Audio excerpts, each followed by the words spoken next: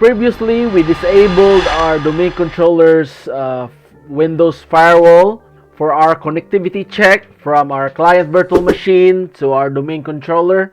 So now we will try to ping our domain controller's private IP address from our client's virtual machine. So here, this is the domain controller. We disabled our firewall, we turn it off. In the domain profile, private profile, we off this one. And the public profile, we turn it off and then apply OK. And then after that, we're going to log in our client virtual machine. And to do that, we need again to go to a remote desktop connection, and then we will connect to our client. This is the public IP address. Let's copy this one, copy, and then in the remote desktop, let's paste it here, say connect, and the password will be cyberlab, okay. Yes, so we are now logging in to our client virtual machine.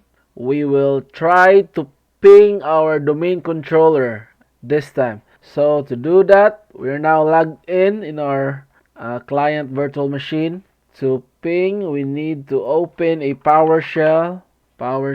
So just type ping, and you need to enter the private IP address. And if you don't know the private IP address of the domain controller, just go here in your Microsoft Azure and then click the DC one, and then here you can see private IP address. It's 10.0.0.4. so that's the IP address that we are going to ping. Let's go back to our client, and here we will type 10.0.0.4.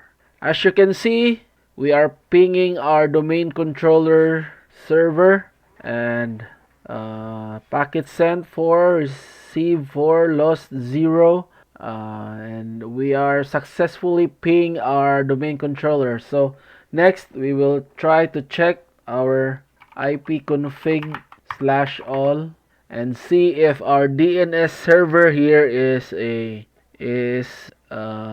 the server that is the domain controller. And as you can see, it's 10.0.0.4. So we are sure that we are connected to our domain controller server. So that's it for this video series for our setup for our domain controller in Azure, and set up for our client. And see you in the next one. Peace.